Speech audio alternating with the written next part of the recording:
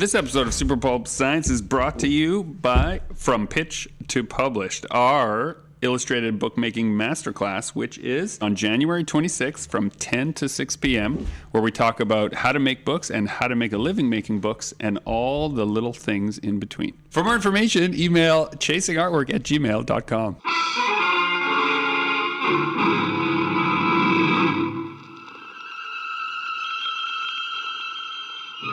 Attention, citizens. It's time for Super Pulp Science. Welcome to Super Pulp Science. It's January. We're back after a break, which I actually took this time. It's weird, right? Yeah, very strange. So, dear listener, what usually happens in a break for me is I take my work with me, and when I do all the family stuff over the holidays, and then when everyone goes to sleep, I still work anyway. So I consider it a break during the day, but I still get my stuff done. But this time I told myself, because January is going to be so full of, 8 to 15-hour days anyway, I can just take those 8 days and not work on anything. It was very strange. Okay. So you literally did nothing related to comic books for 8 days? Nothing related to any deadlines. I did I drew and I, did some story breaking on a few just wild ideas, but I basically let women fancy and 20 minutes of the kids are building Lego. I'll pull up my sketchbook and draw them or talk I just, did creative expression the way I did when I was 15. Cool. Just whatever came into your head, you wrote down. That sounds like fun. Yeah, it was weird. When it's funny about that too is I'm working on a film project with am I allowed to say? I guess I can say who it's with Deco Dawson right now. He's a local Winnipeg filmmaker, and he got in touch with me after the break also, and he told me that he also did nothing for those 5-6 days, which he felt very weird about, and I confessed to him that I also did that, and he said, "Oh, I see what's happening. We're old now." I think it has something to do with we surround ourselves with workaholics, and yeah, it's a little harder to take a break because the people in our field don't work 9 to 5. On the weekends and at night, they are usually going just as hard. Yeah, hustling. So that's one of the things I think.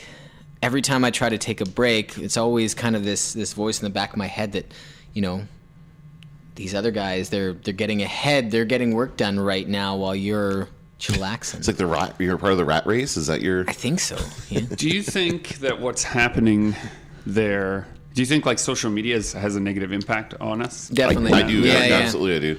And I teach a class in social media, and I absolutely believe it does have a negative impact. Because if you look at any individual, you're producing more than you should be. But because you're seeing it all at once, it looks like everybody is nonstop producing tons of stuff, and you feel like you are doing not nearly enough. Yeah, because you see their highlight for the day. Well, everybody, it compounds, yeah. Another thing that you should mention, you guys don't work a 9 to 5 job, no. And comparing yourself. Oh, we are here 9 to 5. Well, yeah, but you don't. It's not like you turn your brain off of work when you leave the studio, right? No, you're still thinking about stuff. But there are many, many people out there who do have that type of job where they go in, work their shift, and then leave, and then that's all their own time. They do whatever they want. They take what you did for 8 days. They do that every single evening, right? Because that's just a different type of headspace to be in as well. For some people, it's difficult to understand this perspective of having to think about your work all the time. See, before I did art and writing full time, that's what I would do my job. As I a would teacher, come home, yeah. and then I would write and illustrate stuff. I would start my other job, or my other, and I didn't think of it as a job. I mean, I had a writing schedule, and I stuck to a production kind of timeline. I told myself in a month I should be able to produce this much stuff, even while I have a regular job. And if I'm not doing it, then some days I have to do extra. I have to stay up late. And I've said before that I kind of stick to the rule that if the only rule that I follow is that I don't work if I'm tired. Right? You're not going to do good work anyway. You're not going to do very good work. So if I'm working and I feel that fire and I'm all revved up, then you don't feel tired anyway, and you might work till 3 or 4 in the morning. But if it's midnight and you're bombed, don't like force it, I find, because I end up having to redo everything I did. Oh, sometimes you have to, though, and it's the worst. Yeah. Yeah, but so think about that in terms of, I'm just trying to compare this to regular people, regular normies, as they call them. The muggles. So the muggles, exactly. So No, so, they're just civilians. Exactly. They're the ones we're fighting to save. But it's thinking about in terms of, you know, if you don't get a good night's sleep and you have to go into your job 9 to 5, how does that make you feel? You don't have a choice. Right. You can't just call in tired, right? That's Right. something that, Well, so you guys have a bit of a luxury in that sense, and that you can make your own work time. But I didn't for 10 years. I would stay up late working on comics and books and then have to be at school by 8 a.m. So, I'd go to bed at 2 and then I'd get up at 6:30 and I would go to work. Wow. Right? Really? Yeah. I did that For as well, but like a decade.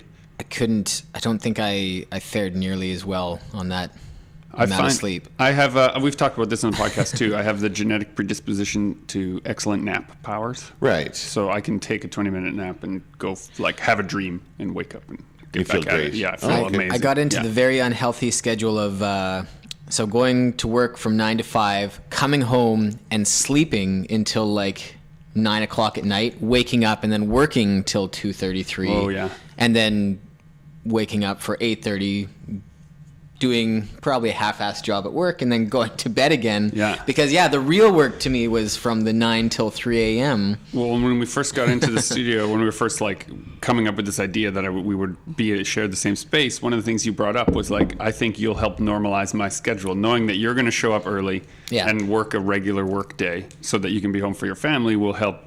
You told me it'll help me get on to that same And did kind of that schedule. happen? Yeah, Yeah. definitely. I Yeah. feel like I have a much more normal schedule than I used to. Like a human schedule. Yeah. It's weird. At least But then when he goes away, then you're back on the weird hours. Well, I have not come. I used to pretty much be reversing my sleep schedule. Like I'd be waking up at 2 in the afternoon and going till the wee hours of the morning, kind of thing.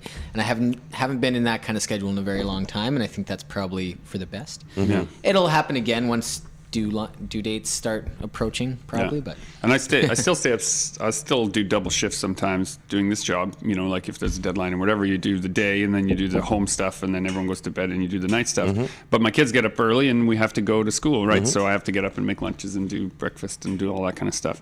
And the way we've switched it in our house is I do that early shift with the kids because the end of my day is often the part of it that is still a moving part. So sometimes there's a late meeting, sometimes something jumps in. So it's not as reasonable in the partnership that my wife and I have that I would be there to pick up the kids at the end of the day. It's less reliable. Yeah. But I can definitely, I'm better in the morning. I'm more of a morning person. I can get up early. And it doesn't matter if I'm tired. I can get the kids going. Yeah. Right? So part of that is just finding the balance in your own day. They're brainwashed, lobotomized, programmed. They used to be my friends. We got a new set of headphones to try out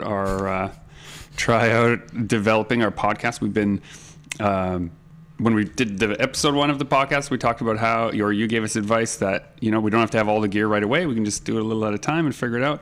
And so, dear listener, we have a new splitter and a way for me to hear my own voice. And I'm so much more acutely aware of the other noises. Like when I put my coffee cup down, I can hear it now, and I know that I've probably been messing. Is that a Super Pulp Science coffee? It is, yeah.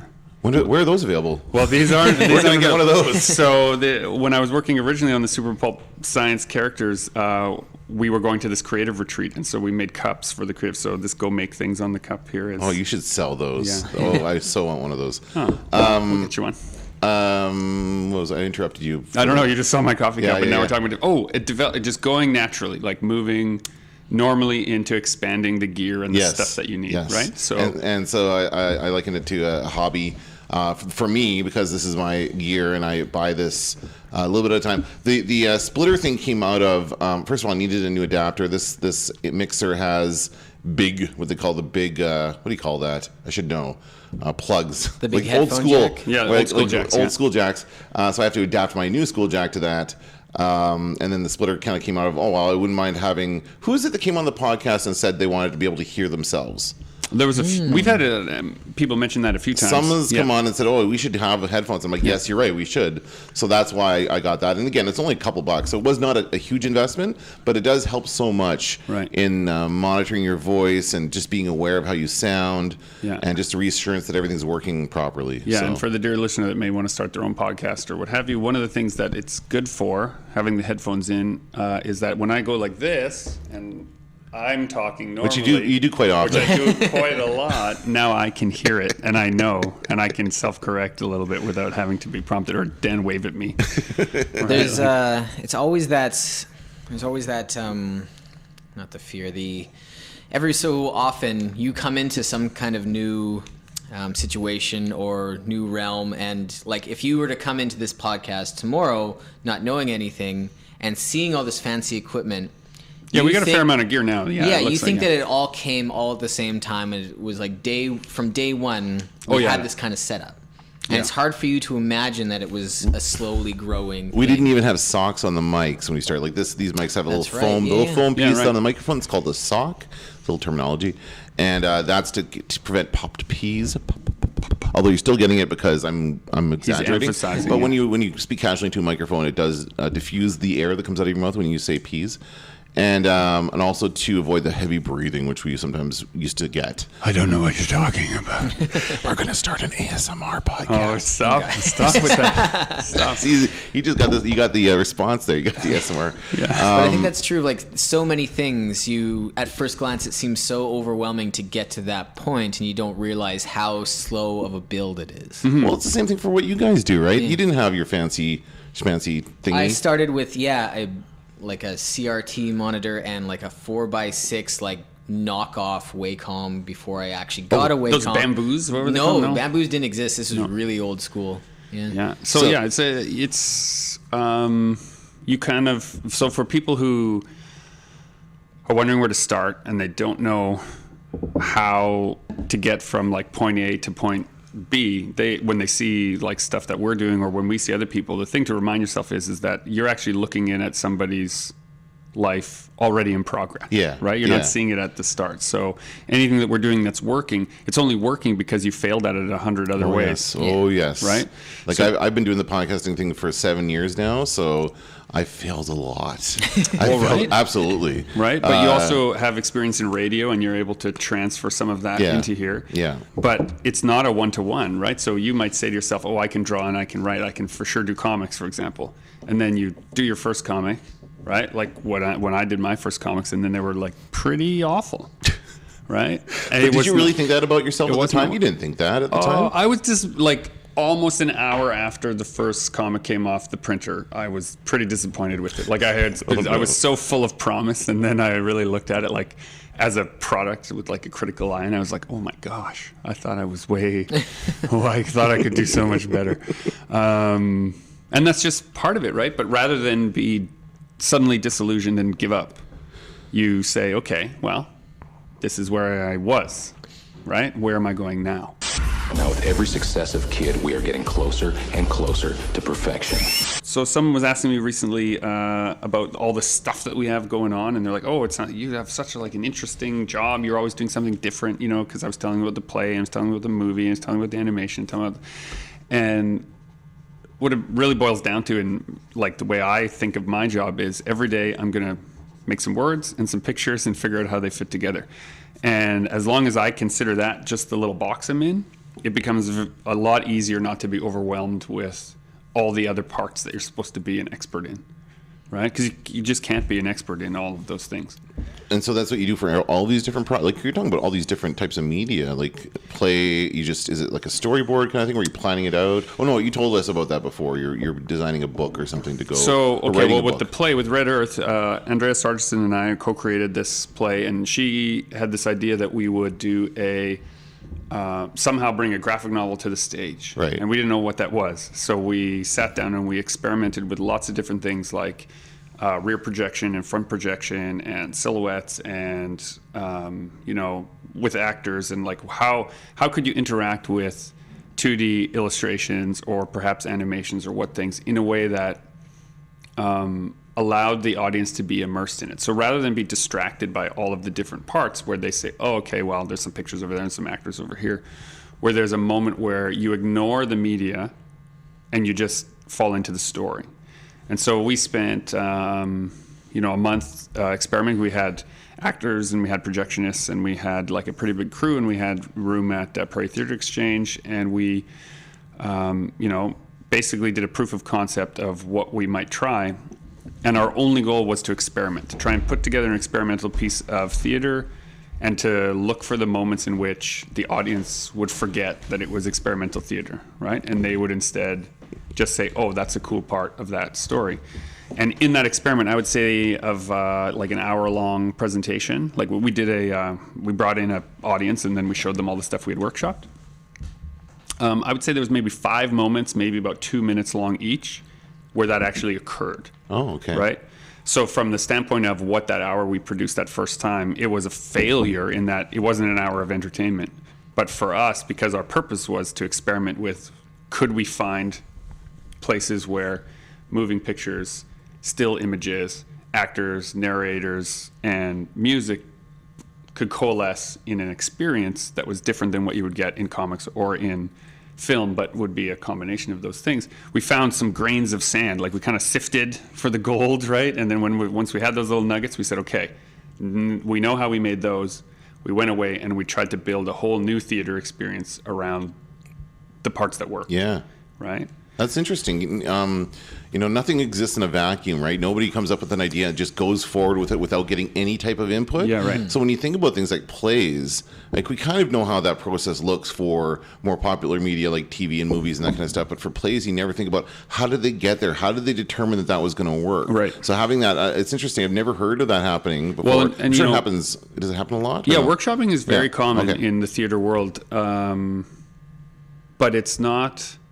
Like the thing about Andrea is she's really dedicated to the idea of workshopping until there's something there. Yeah. And it's something that I have started to take for granted. I know that that's not true of all directors and all people doing theater. It's definitely true of her, and it's the part that her and I really came to see eye to eye on is that like, oh, well, that didn't work. Okay, what's next? Yeah, Let's and do don't something get different. too hung up on the fact Yeah. that it doesn't work. Just say, okay, good. Yeah. Now we know that. Now let's move on to Yeah. the next thing, which is exactly what you guys do when it comes to creating stories and books and everything. You guys do the same thing, right? And See how what works and see what doesn't. How her and I started working together was, this goes back a number of years now, but I got this weird email that said, your name came up as someone who can go and do live drawing. Like you can go and be given a set amount of time and you can draw an object or whatever. And I was like, yeah, okay, sure. I just responded, yeah, like I can accomplish that. Who are you and what's going on? Who gave you my name? Yeah, is right, another exactly, question. yeah. And it was, well, someone in the creative community put your name forward. Would you be willing to, on a certain day, be provided with a location that we won't tell you ahead of time? It sounds weird. Yeah, and a subject we won't tell you ahead of time, and to arrive at that location and make art for only that set period of time, and then meet up afterwards and discuss the experience with a group of people. And I was like, It sounds like a good way to lose a kidney. so A motel bathroom, Yeah. bathtub full of ice.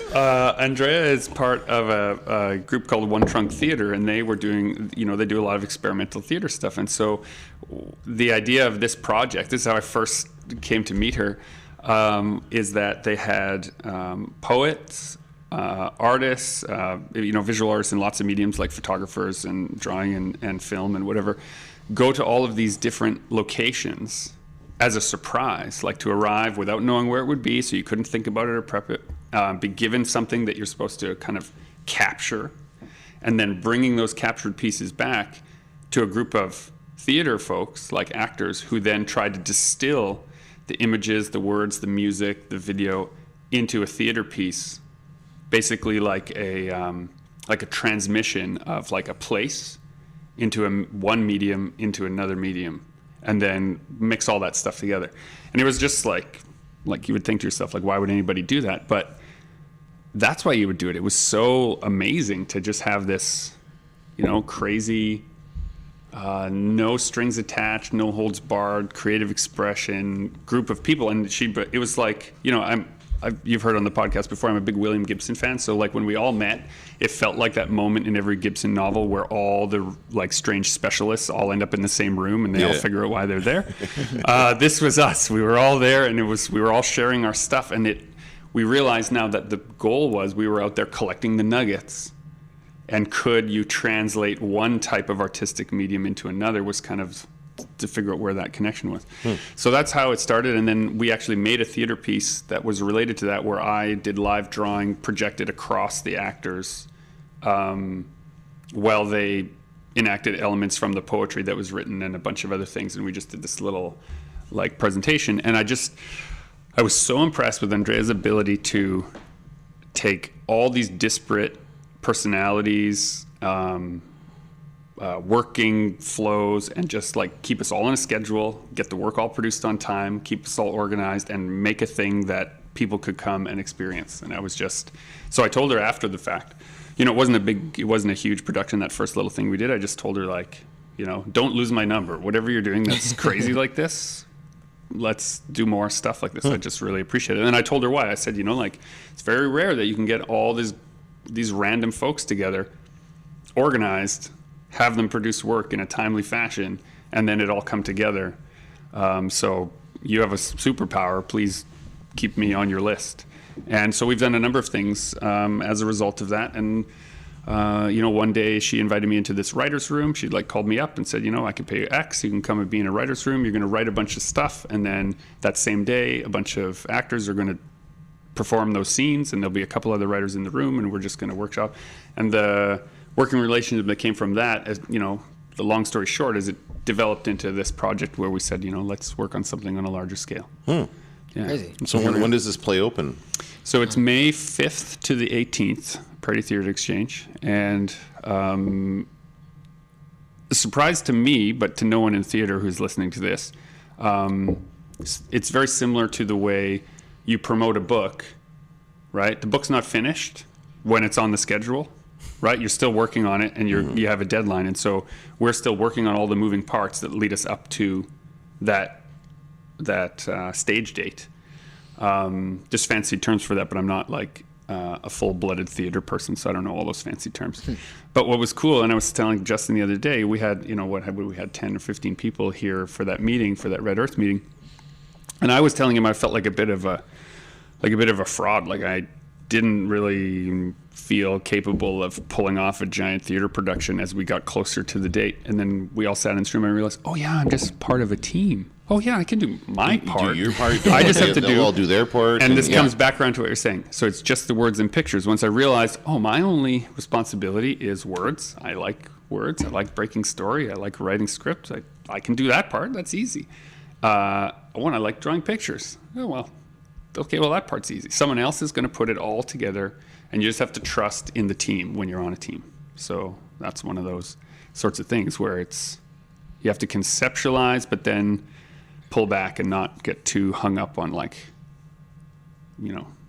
it's all going to fit together. Just trust it. I'm a friend of Gavin's. Is he around? Gavin's a good boy now. Okay, so you're working on your Marvel commissions, right? Or not commissions, I guess. Concept stuff. You don't know exactly how it's all going to fit together, but you trust that you can do it. Yeah. Right? And you got to a point at the end. I trust that they know what they're doing when they hired me for me. So me just doing my thing, I'm assuming that's going to work. I'm trusting them. Yeah. Well, it worked the first time, right? They trust me. Did it work the first time? It worked the first time, There you go. So you have experience in this field. You know that you've been a part of this process. So when you did the thing for Ant-Man and the Wasp, it worked. Yeah. And so now how it works. And see, that comes around to even hear us at the table again with the podcast. Like, we don't really know about podcasting, but when you said, like, hey, I'll come in and help do it, we just trusted. I just bring the equipment. That's, it's and edit the stuff and everything, but you guys bring the conversation. We were just talking about this in my class today. The most important part of any podcast is conversation. That's what it is. Right. It's not I mean, guests are good, interesting stories, but it's about the conversation.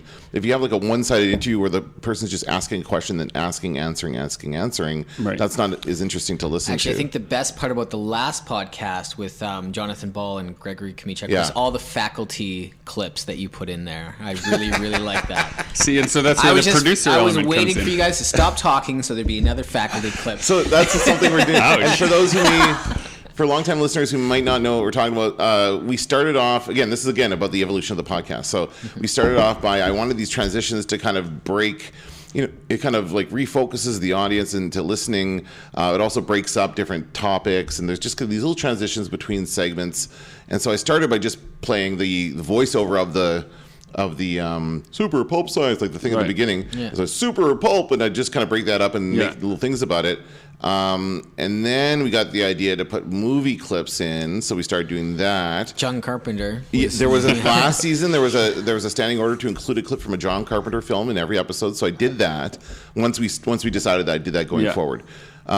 This season now, but just because it's become so, I want the clips to have to do with the subject matter, and it's very time consuming to find clips that are relevant. Yeah. But still, Well, and so here's the thing for the listener to be like looped in on. So my idea for the podcast here, the overall arch was to have it like totally seeped in that super pulp science era of 1950 stuff. So we originally were pulling clips out of public domain movies, and then Dan explained that if you're just doing little sound clips, you can pull stuff Doesn't from matter if it's regular public media. domain or not. Yeah, doesn't it's matter. fair use. And so you can use it on fair use. And so this was part of that evolution, whereas like the idea that we had versus the practicality moving forward versus the time that we can put into it versus the ease in which editing it will come if you're interested in what you're tying together, Yeah. right? You just have to, that's part of that collaborative process, is letting go of all the parts that you thought were sacrosanct, like you just have to. And then we came back this season. I tried to do that more. Most of the episodes this season have had clips from 1950s Yeah. sci-fi films. Then I went into TV, and I had some Twilight Zone stuff in there, The Outer Limits, and that kind of stuff. But then, kind of I think it was a couple episodes ago when you talked about going to see that. What was the film again? Oh, Suspiria. Suspiria, yes. Yeah. So you're saying, well, let's just pick one film, Yeah. and then include clips from the entire film. Not the entire film, but like all the Yeah. clips, all the transition clips will be from that one film, and then it becomes kind of a recommendation, Yeah. right? Where you say, oh, today's clips are from Suspiria, so then I link to Suspiria, and so Yeah. people can see what that's all about Yeah. because we were talking about it on the podcast. And then it's a way to give back a little bit. So it'd be interesting to. So, but this Yeah. is where it all comes together. So now what I'm trying to do is have, and I didn't really do it for one of the episodes, but I'll never apologize for using Hilarious House of Frightenstein. Never, clips, yes, 'cause you it's should so always, good. yeah. But like for one, we talked about Spider-Man a lot, so I used clips from the Spider-Man TV series, Right. the 60s series. And for the faculty, because it was like you at a university talking to students, then we'll just use the faculty. Yeah. Because it's really the only sci-fi movie ever made about teachers. It is. Like there's nothing else. I looked. There's nothing else. There's that one with Arguably, Starship Troopers has a lot of teachers in it. That's true. the Actually, one that's where true. the kids are being brainwashed to be perfect students. Village of the Damned? No. No. See, we just came up with 3 other good ones. Let's but travel back in time. Where like they get branded in the eyeball, like in that underground lair. I think you're talking about growing up in a small town. I think you're talking about Scooby-Doo. No, it's got Cyclops from the early X-Men movies. It was like one of his first ones. He's a teenager. Him and his sister move to a new town, and everybody is like just so vanilla and straight-laced. And every time they get too emotional, they have like a psychotic break, and it's part of their conditioning not working. What movie is I'm this? looking it up. I gotta find out. This is too interesting to me. And they have the And it's before "Hey X-Men? teacher, leave those kids alone." That song Right. plays at some point. It's not Pleasantville? James Marsden is the Yeah. actor who plays Cyclops. Yeah. So let's do a little back. Faculty. It was a great movie. The suspense. I'm remembering it as a great movie. I don't know if it was. Okay, I'm going all the way back here. You also Oh, he remember wa- Lake Placid as a good movie. So. Yeah, Lake He was- Placid is a delight. Interesting early career for James Marsden. He was in Saved by the Bell. He was in The Nanny, Blossom. So lots of TV. I don't think it was that quite. It was like 90, early 90s. No, that's when he was on those TV shows. It was early 90s. Okay. Edge of Innocence? No, this is okay. So it was a theatrical release? It was. I have a strong suspicion we're going to cut all of this out. Disturbing Behavior. Disturbing. Behavior. Yes, I remember the title. I remember the cover. This is from my days as Oh yeah, I did not as see a this Blockbuster film. Video worker. I was with Blockbuster Video, so I remember. I've never seen it. I remember the cover It on the is shelf. great. And then the janitor of the school, he's a tinkerer, so he's inventing different ways to get rid of rats, and he starts playing around with frequency and a noise that bugs the rats, but it also triggers Frees the the student. brainwashed Right. students. Oh, there we go. So that's he pretty good. That's a pretty good storytelling device. and he, to stay off the radar of the cult, he acts like a simpleton, but really he's like this genius janitor who knows what's going on and is trying to like bring it all down. So does that mean I have to use clips from this movie now for this episode? Yeah. Disturbing Behavior.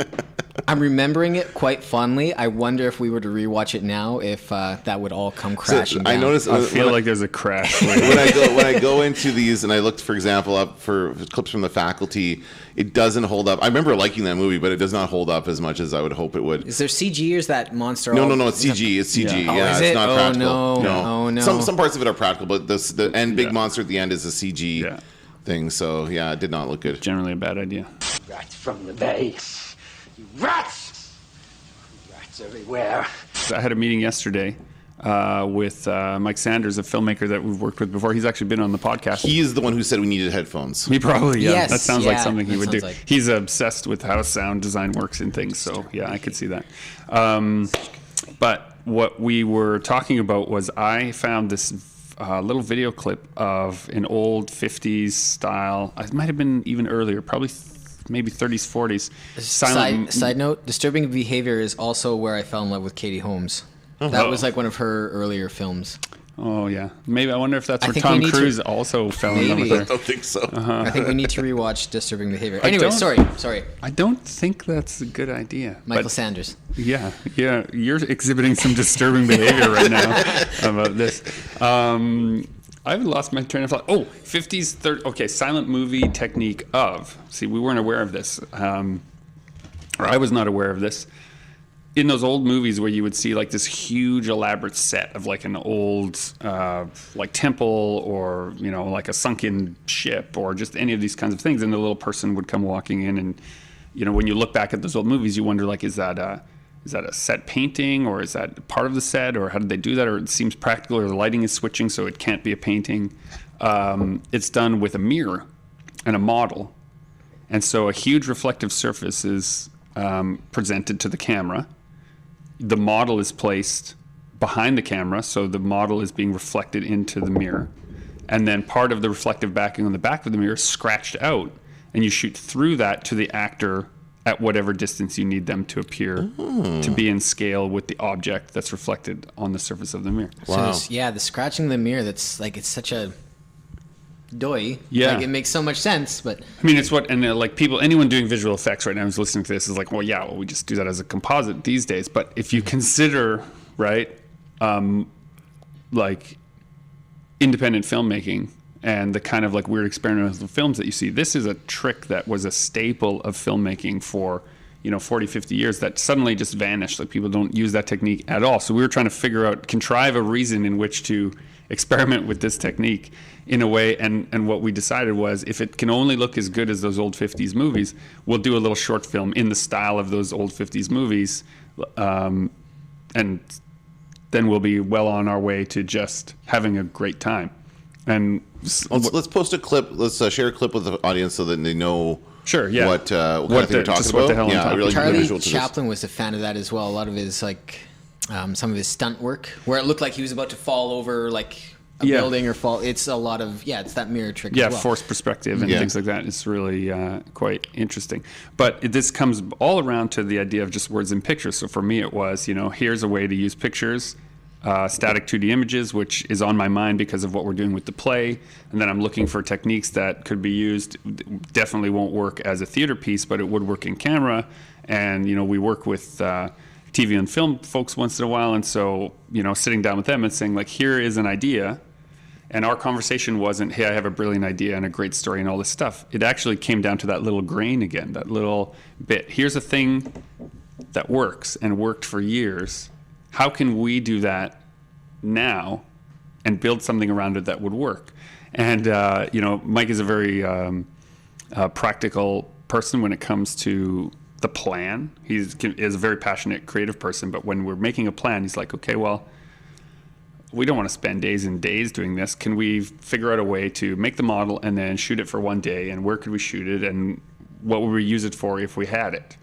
Right? And so just tying it all together back, and then so this comes around to the Super Pulp Science project that we're working on, which is the World War Weird graphic novel and role-playing game.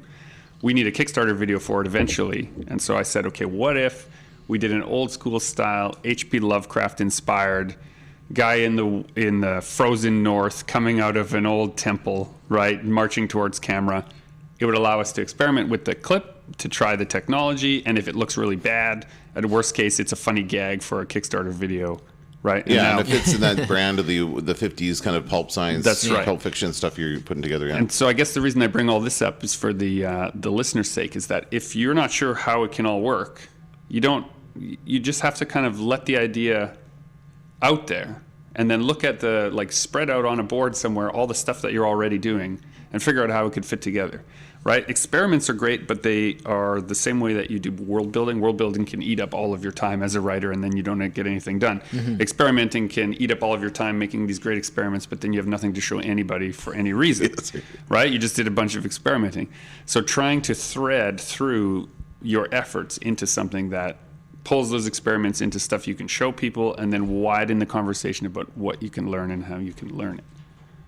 It's like how we ended up doing animation with Cassie and Tom. Yeah. Right? That's not something you thought about when you first created that? No.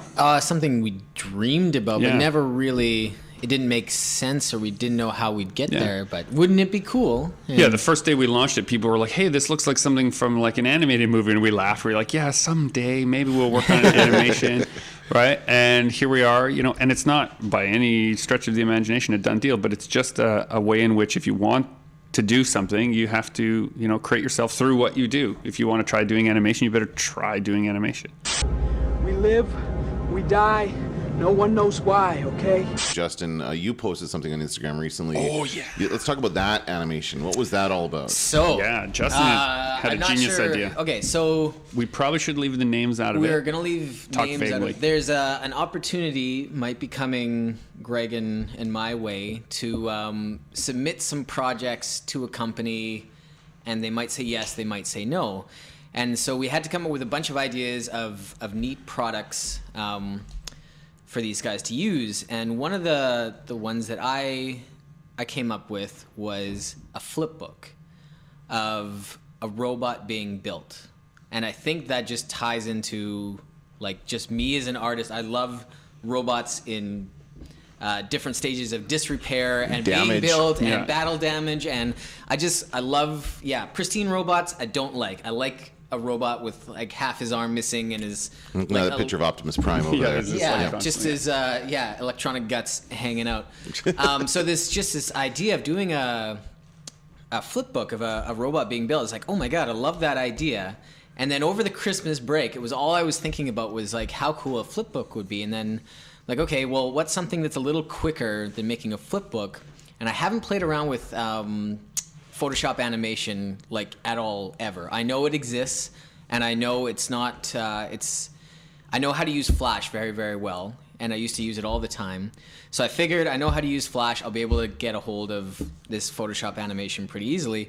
So I watched a YouTube tutorial on how a Photoshop timeline works, and it's dirt simple. I just added a new layer for every frame of animation, and then you play it it's. So and it works because it's a static image with elements being added or taken away. So I didn't do a fluid animation. I did a time lapse. So the first step was I wanted to do. I've been drawing a lot of Gundams in the last year, and I've been getting a lot of requests for the Iron-Blooded Orphans series of Gundams. The Gundam suit in it is called the Barbatos Gundam. And the cool thing about this Gundam is in the show they often show him with all his armor removed and just the bare frame as they're fixing him. And so you had a visual reference to it. Yeah, cool. So, and if you get the perfect grade of the model, you actually build the frame of the Gundam and then slowly add the armor. Like they do both parts as a model. For the dear listener who is new to the podcast, a Gundam in general is a 40-year-long series of series that basically revolves around the idea that war is fought with giant mechanized mobile suits, and then with a little pilot inside. The inspiration for Pacific Rim, kind of. Pacific Rim is Gundam meets Godzilla, but that's the same kind of thing. The Gundam franchise, so that you don't like Google and think that the first one you find is indicative of the entire thing. Each new series tackles some different way in which war affects the human condition. So sometimes it's about what happens if kids are in war. Sometimes it's when adults are in war. Sometimes it's what is the effect of the war. Sometimes it's very lighthearted as well. Like it's a whole range. Yeah, it's really the more I dig into it, the more I find that there's more to it than I ever suspected. But so Justin lugs giant robots, and so what I was excited about is that the last couple Gundam pieces I've done have just been standalone robots. But now I had to build this entire hangar with like a building robot bay. So, I had to build these pillars and all these staircases and build my little worker guys that are just like these tiny little, almost like pixel art. Yeah, because they're so tiny in comparison to the robot. And then I had to build the bare frame of the Gundam and then a finished pristine version of the Gundam. And then I had to kind of add and tear away parts for all the process in between of him being built up. And then I started animating. So I had my hangar, I had all these little workers, and I had all these different steps of the Gundam. And I basically just started with the torso being lowered down into the hangar, and the little guys start jumping around. It's a time lapse, it's not an animation. So every scene, they're just kind of like everything's jumping. And then so I just added an arm, and then added a leg, and then added the other arm and leg, and then the head came down, and then the armor started building. That sounds like an enormous amount of work. It is. It is. Yeah. It was a lot of work. But so here's the thing where it comes back to like what experiments can be good for. You also have a pretty good habit of posting your work in progresses to online sites, and then it's actually amazing to watch. People just steal it from there and then post it themselves either onto Imager, onto Reddit, or onto any of these other places. And this particular one, like, blew up, like went completely viral. Like how many viral through thousands Imager and Reddit and had over 70,000 views on the first day. Wow. That made it worth it. Yeah, it makes it worth it in a way if you think about it, right? Now, there's no monetary connection between the one and the other, except that now 70,000 people are like, oh wow, this guy can do some cool stuff. Let's look at what other things. And so going back to that initial, the flipbook idea that we might be pitching to this company, I think now we have a way better chance of getting in the door and I think we had a pretty good chance before. But now that we have we want to do this, but for you guys. Yeah. Well, so that comes back around to this idea that Deco brought up to me earlier, which was what we've been talking about a lot. Is we have this film project that we're trying to do, and we're trying to do a book to go along with it. And rather than pitch it, we decided that given the creative people who are involved in it, we're going to produce portions of the thing ourselves, without any expectation that it could be picked up, but just as a way of demonstrating 100% that the idea is possible and this is what it would look like. Rather than convince someone they should believe in you and then let you do it, we're starting a few things without permission so that we can present it to them and say, here it is, right? Mm-hmm. Or I guess permission. You have permission to make whatever you want, but we won't get paid for it unless they like it, right? And it's one of those things. It's like building this Gundam, right? It's an experiment to see if you can do a thing as well as you're promising that you can do a thing. And once you've proved it to yourself, you can then show it. You don't have to promise to anybody. You just show it to them. I've always had, there's always an itch to animate. I've really liked animation, and I think I haven't animated anything in a long time. So now that I've done this, I'm really excited to do more little animated versions of things. So it's a huge category on YouTube. Yeah. It's like that's something that, I don't know if you have time to do that, but if you could put together short little stories or animations, that would do well on YouTube. Right. And then and I think this is a nice way to kind of wrap up our conversation here, is then you have to ask yourself, to what reason or for what reason are you endeavoring in these labors? Yes. Right. So we decided, hey, the podcast started as a bunch of conversations where we said, we wish other people knew that before they started. Let's share some of those conversations with people so before they start, they can do it too. And it evolved into different gear and different stuff and different times and different expectations and all of these different things. I just want to work with words and pictures, and it has evolved into theater and film and graphic novels and comics and prose stories. But it's all the same stuff. You're just trying to figure out like what it's all for. And so experiment, when you experiment. Maybe don't worry about that so much. Just move forward. Just keep chasing. Movement gives shape to form. Right? Yeah. Ladies and gentlemen, this has been Super Pulp Science, where we talk about how genre gets made. We're happy to be back from the break, and we look forward to sharing our genre creation experiments with you for a brand new calendar year. You joined the Fight and Make Comics.